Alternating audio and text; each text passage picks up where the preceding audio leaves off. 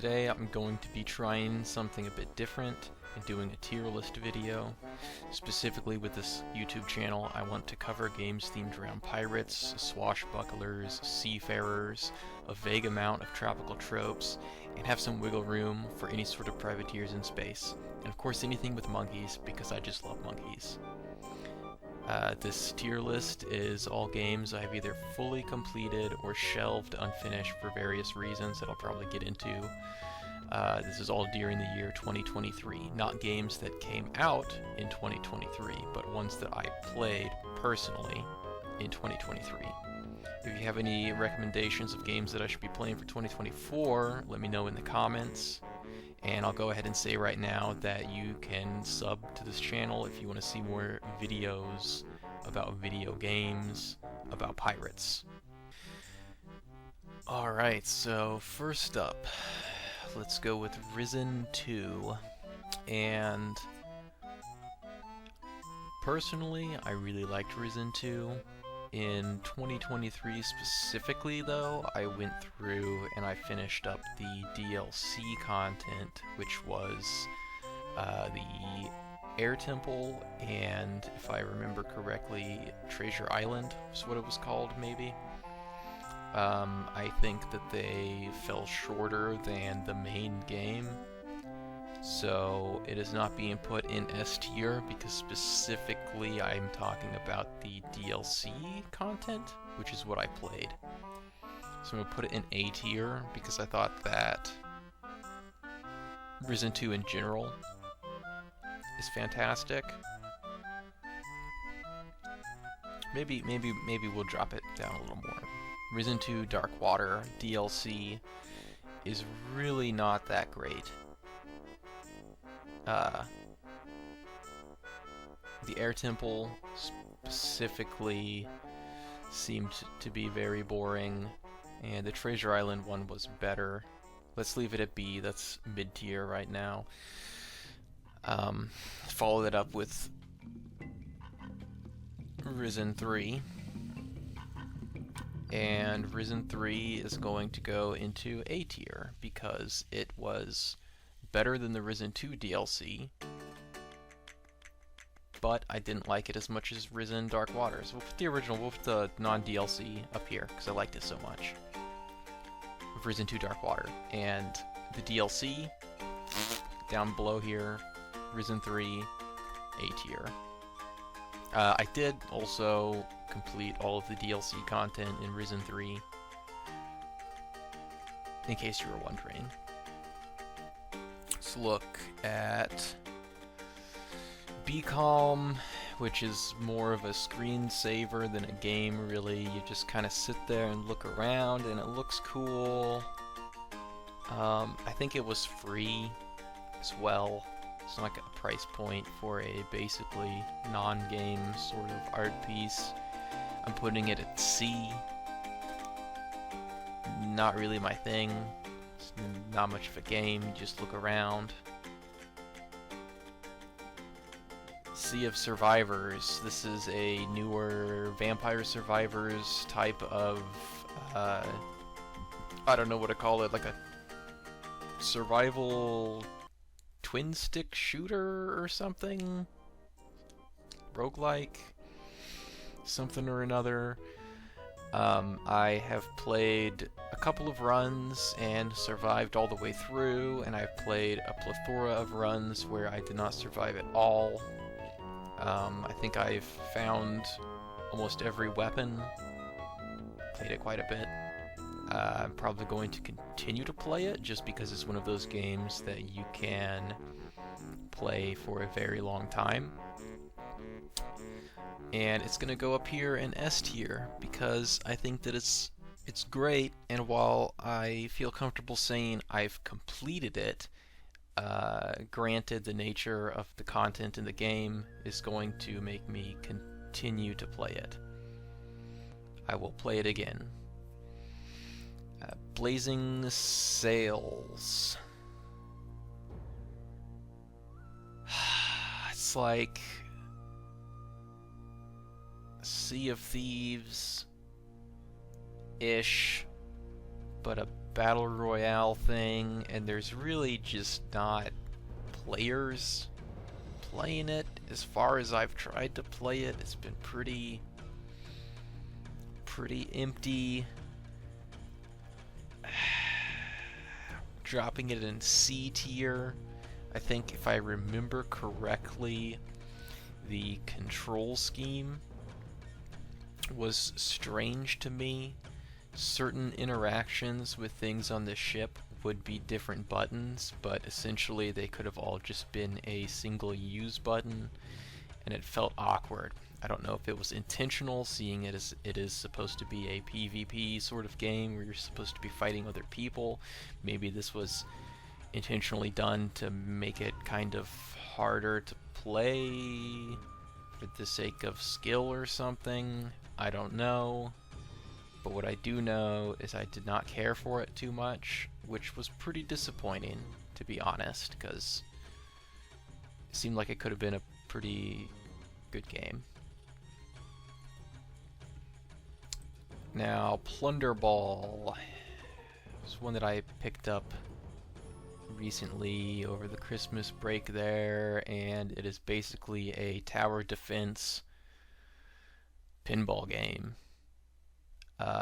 where you control a cannon on like a vaguely pirate-themed beach with a pirate ship and a skull mountain and stuff like that, and zombie pirates will pop up out of the beach and walk toward you to steal your treasure, which is under the cannon that you're shooting the pinballs out of. And it's gotta be going into C tier because there's simply just not very much content in it. It had one map and 3 power-ups to hit with your cannonball pinball. And that's it. I feel like I pretty much played the whole thing in like 20 minutes. I probably play it again and get the same amount of fun and satisfaction out of it, but granted, I don't think things change in it. It could use some more levels, some more variety, and then maybe it could be bumped up. I should also probably say that it's a paid game too. It's extremely cheap. I think I paid like 50 cents for it while it was on sale, but still, even then, I don't know if it offers enough content to justify paying anything for it, really. Sorry, Plunderball. Pirate 101. Immediately, just drop it into the B tier. It's kind of middle of the road. It controls real clunky. It's the pirate-themed sequel, I guess, to Wizard 101, if anyone is familiar with that. It is a children's MMO RPG sort of thing. The combat in Pirate 101 specifically is like grid-based turns, I guess. It's like on a board game type thing, which is pretty cool. I do like seeing stuff like that for MMORPG games because usually they don't have any sort of like turn-based or strategic combat like that. But it is a children's game, and usually that is harmful for an MMORPG in the way that everything has to be kid-friendly.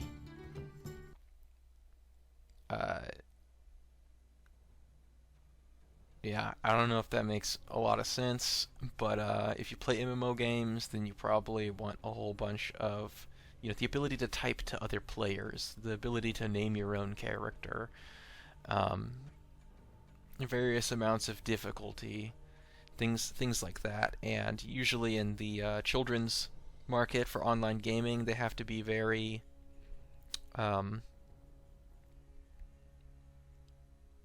in tune to moderation. So that kind of makes it harder to enjoy these things as an adult.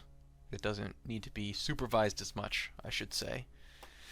But pretty okay game. Besides the controls weird, and I guess it's probably pay to win. At some point, you probably got to pay money for it. I played through the free content in it, which really wasn't that much. It's like a couple hours, maybe, if even that. Before it's like, hey, pay money to go to the next island, and I didn't really want to. I did not want to pay a monthly subscription fee for Pirate 101. There's that. Let's move on. So, Raven's Cry. Oh, the curse. The curse of the Raven's Cry. That's the version that I played, but also a good name for it because both versions are cursed. It's like they looked at Risen 2 and 3, I guess, and really wanted to make their own version of it, except it's very, very broken. It's very broken. It was so broken that it was probably one of the worst reviewed games on Steam. When it first released, it had to be taken offline, and then I don't know, a couple months later or something like that, they brought it back as a patched version called Vendetta Curse of the Raven's Cry. I guess there was a fiasco with them making fake reviews to bring the score up, and yeah, I played all the way through it. It is possible. It's possible to play through it. I think I'm gonna put it in B tier, out of surprise to most people, because a lot of people will probably say, "Ah, that's the worst game ever. It doesn't even work." Blah blah blah. It has annoying DRM. It crashes all the time. It's really buggy. I did manage to play through the whole thing. And if it did not have all of the bugs, all of the technical problems that it has, I think that it would probably be a mediocre pirate game. Maybe even a mediocre good pirate game. I don't know. It's like a 5 or a 6 out of 10 if it's not bugged. To me, maybe. Let's drop another weird one in there. Sea of Thieves 64. I think this was a some sort of like game jam game where somebody basically recreated a version of Sea of Thieves with shitty graphics and hyper simplified gameplay. I think it was one of those things where it's like a 24-hour game jam for students or whatever. We're gonna put it in D tier. It is not worth playing for probably anybody other than the other people involved in the whole game jam thing. I guess they did make like some sort of sequel game or a game inspired by it for another game jam, which I'll probably play at a different point. Although I can't imagine too many other people would want to play it. Tiki Tiki, the Tropical Memory Game, I think is the full title of this one. You just match some cards together. You match some spinny heads together. I think it's like Simon Says. Yeah, there's another memory game in there. I don't remember. It takes place on like a beach with tiki carvings. And this is another one that's gonna go into C tier, just because there's really not a whole lot there. It is, in fact, the same. It's like the same puzzles. There's 3 puzzles, and they play on different difficulties. It does have more going for it than I would say like Plunder Ball, but it's still just not a whole lot of content or anything like that. Pirates of the Everseas. D tier. I did not like it. It's very clearly like a cash grabby mobile game that wants you to spend money to play it. Everything is set on a like an idle timer, and yeah, I don't really care for that. I don't care for that type of gameplay. I played it on Steam, not mobile. I don't play mobile games, obviously for this reason. We'll go for Horizon's Gate. Now, this one kind of struck me for surprise because watching the trailers for it were kind of underwhelming. And maybe that's just a problem with uh, like 8-bit pixel art graphic games in general. A lot of the time, you look at the screenshots and it doesn't, nothing really pops out for you.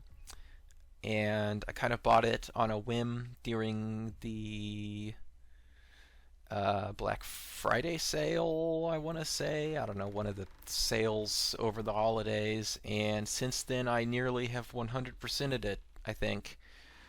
It's fantastic. I was blown away with the amount of detail in it. Some things feel incredibly deep, other things feel sort of shallow, but overall it goes in S tier. I could probably keep playing it for a very long time and be happy. It's great. The Islander. It's one of these idle type games. You build out an island, and you have little coconut. Well, I should preface this. Like, a lot of people seem to think, or seem to have thought, as far as I could tell, that it would be like Stardew Valley, but it is an idle game. You kind of just stand there and wait for the crops to grow, and then your coconuts, which are like robot coconuts that fly around, will harvest things for you. There's also animals. The island, you can grow the island. You can be put on a pre-made island with like rocks and trees and stuff to cut down. You don't control the character though. It's a God game type overview where you just pick where you are planting stuff in the ground, basically. And then the rest of it sort of happens by itself, and you wait for the money to go higher so that you can plant more stuff. And I'm gonna say that it goes into B tier because there's not a whole lot of gameplay in it, but it does do what I think that it's supposed to. And it's another one that I 100%ed over the year. Not that that's a huge undertaking, because it's just kind of a small time investment, or maybe a large time investment, I guess, if depending on how much free time you have. But yeah, it's okay. I liked it. A lot of other people probably wouldn't. Okay, so cannonballs! Exclamation point. Probably nobody probably knows what the hell this one is, and that's because it is a game from Wild Tangent that came on a computer that my mom had whenever I was a kid in the early 2000s. And I've never played the full version of it. I did manage to track down. I thought this was lost media completely. I thought that this thing was gone. It's hard to even look up on the internet. There was one single video of gameplay that I found on YouTube, and a single screenshot that somebody posted on Reddit 11 years ago. Somehow I managed to track down a copy of it, and it was very nostalgic. It is supposed to be a paid game, so I'm only playing the demo version, which is what I meant to say when I said that I hadn't played like the full version. Is it's a demo version because Wild Tangent wanted you to like buy the full version, so they put the demo versions that come on your computers. And I'm gonna put it into the A tier simply because it is probably the catalyst for my interest in pirates for my entire life, maybe. Maybe not entirely, but I specifically remember how much I liked playing it as a kid. So gameplay-wise, you're a cannon, and you have to shoot at like 6 other cannons that are around an island, and you're on a hill, so some of your cannonballs will either make the ground grow taller where they land, or can make it go shorter. The goal is to shoot all the other cannons, and it's supposed to be an online multiplayer sort of thing, but I only ever played it against the NPCs, and while they're shooting all the cannons, they say all these stupid pirate terms in the fake chat, and it really humored me. Then that one. And we'll bring up Sea of Thieves, The Legend of Monkey Island, which specifically I want to say that that's what I was playing in 2023, and not Sea of Thieves in general, but specifically the Monkey Island content, which of course is going in S tier because it was fantastic and a great addition to Sea of Thieves. I think the standard Sea of Thieves player probably don't like it too much because of how much it differs from the rest of the Sea of Thieves game. It could have been a standalone thing, and people would have been playing it as well. Maybe even more people, because I don't know how much overlap there is between the fans of old point-and-click adventure games and the fans of PvP pirate sandbox games. But anyways, I thought it was great. Sea of Thieves is great. Everybody knows that. Let's get on with it.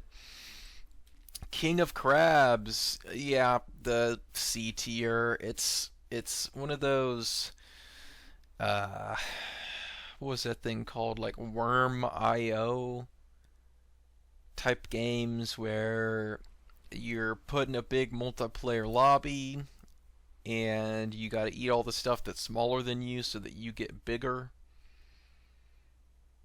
Except it's crab themed, and you walk sideways, and there's, for whatever reason, instead of just the bigger crab eat the littler crab, the bigger crab has like a knife and a gun, and you attack the other crabs.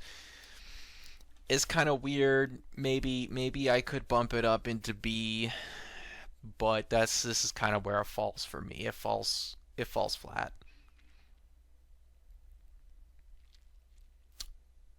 Speaking of things that don't fall flat, Monkey Island 2. I think this one is LeChuck's Revenge. I was playing the special edition.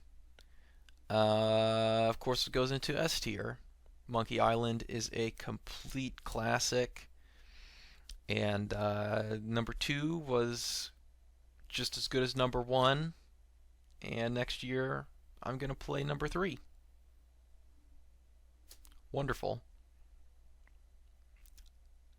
We'll bring up Piratopia. Now this is another one of those online things. This one was free, and I think it's from a developer in like Indonesia or something like that, and you control a little boat, sail around some islands with other people. Not a lot of people are playing it right now. I'm gonna drop it into B tier because it's okay. I like it. There's monkeys in it. I did say earlier in the intro that anything with monkeys is better. And that's kind of that. It's pretty bare. Not a lot, but it's okay. I don't really have any problems with it. I do think that they were going to make like some sort of upgraded version of it, like a bigger, like a more complete game. It seems like Piratopia might have been more of a demo to gauge interest, and then I don't know what happened with that. I think it was called like Raiders of something, Piratopia Raiders of something, and they just kind of dropped it.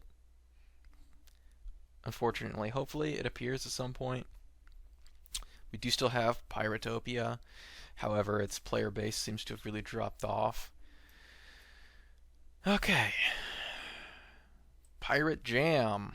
Pirate. Pirate Jam goes into D tier. It's an incredibly simple puzzle game. You move some ships out of the way with your mouse, and then you move your ship into the docking area, and that's how you beat the level. And there's just not a lot to think about. It's too simple, too easy, too short. And more pirates, Pirate Souls. We'll drop Pirate Souls in D tier as well. It is another MMORPG. It was free. It is like One Piece inspired pixel art, like top-down view, and quite frankly, I just really don't have the time to play this one. It looks like one of those grindy anime games, and I'm not quite sure what the payoff is, because the gameplay I wasn't quite feeling too well, and there's also really a lack of the pirate theme in it, it seemed like, as far as I could tell while I played it, which, to be fair, I didn't play it a super lot, but I gave it a good few hours, I'd say. It seemed like the depth of the pirate theming is really in the title. Maybe that opens up more as you like play it and level up and stuff like that, but I don't think I saw anything graphically or in the text specifically that would have made me say, oh yeah, this game is about pirates. It could be called Warrior Souls, or I don't know, what's the anime things? Naruto Souls. And I wouldn't know any different, that it's supposed to be about pirates.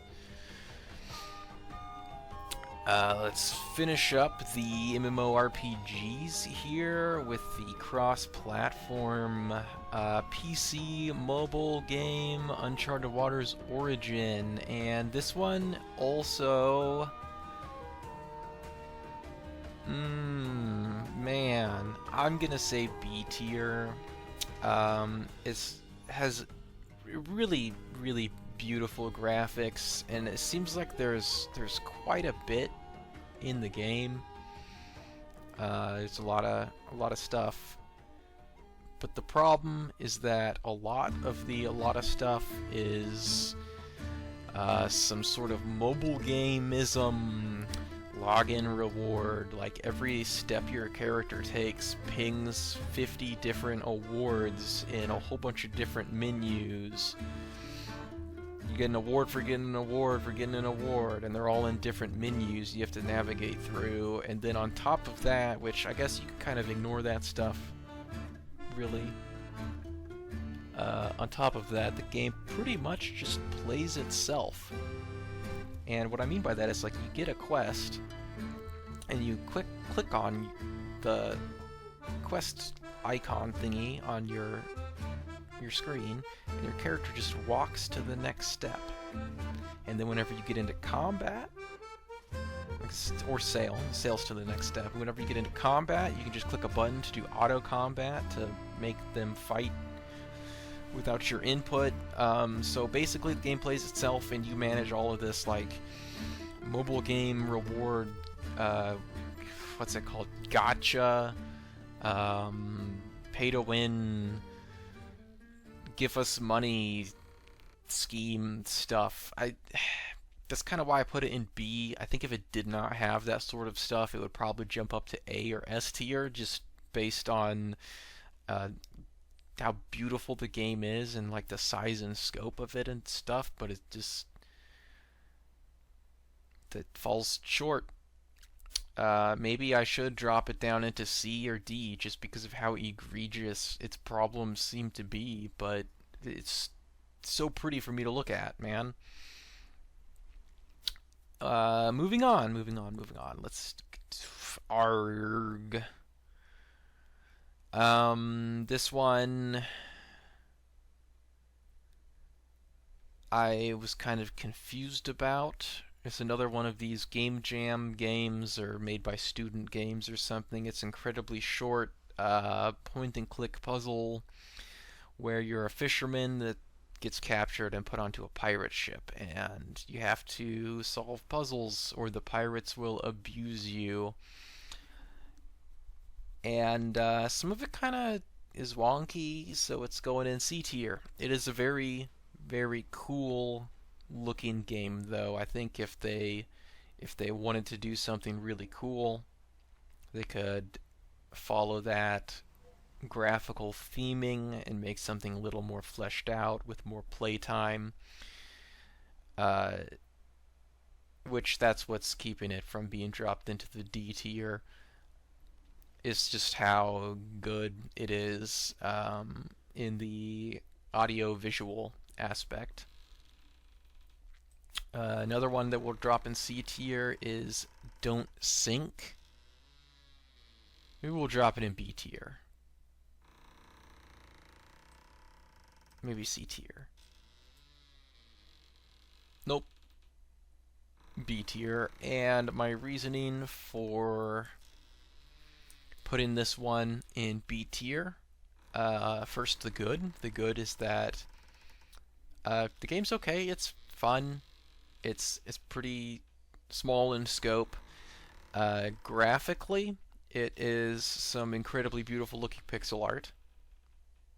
And then where it falls flat is the gameplay. And I experienced a game-breaking bug the first time I tried to play it near the end of the experience, which was only a few hours long in the first place. So I was frustrated and did not play it again or try to play it again for a long time, and then I went through this past year and I played through it again. And the issue is that whenever you take over towns, there is no gameplay. It's just your crew number versus the town number, and that happens automatically. Just like it cuts you click invade the town, and it cuts to a black screen, and then it will tell you took the town and how many pirates you lost. There should have been like a mini game there. Whenever you get into sea combat, the best way is to just cheese the fights by immediately boarding instead of shooting cannonballs, because there's not any skill or like nuance with the sea battles as far as I can tell. You shoot, they shoot, you shoot, they shoot. So the best way to actually win those is by immediately boarding, and then you just spam the attack button, sort of like in Sid Meier's Pirates. Oh, my cat's here. Hello, cat. What you looking out the window for? And our last game, Sea Dogs to Each His Own, which I will say that I absolutely loved it and hated it at the same time. We'll also probably put it in B tier. It is essentially being remade or reworked or remastered or whatever you want to call it into the game that is going to be released under the name Caribbean Legend. And that version is seeking to fix all of the issues that I'm going to name with the game right now, like its bad localization and its like impossible difficulty and massive time investment for doing like nothing in the game, I guess. Although on the other hand, not taking into account the issues with it is probably one of, if not the greatest pirate role-playing game ever made. Just in terms of the sheer amount of things that you can do.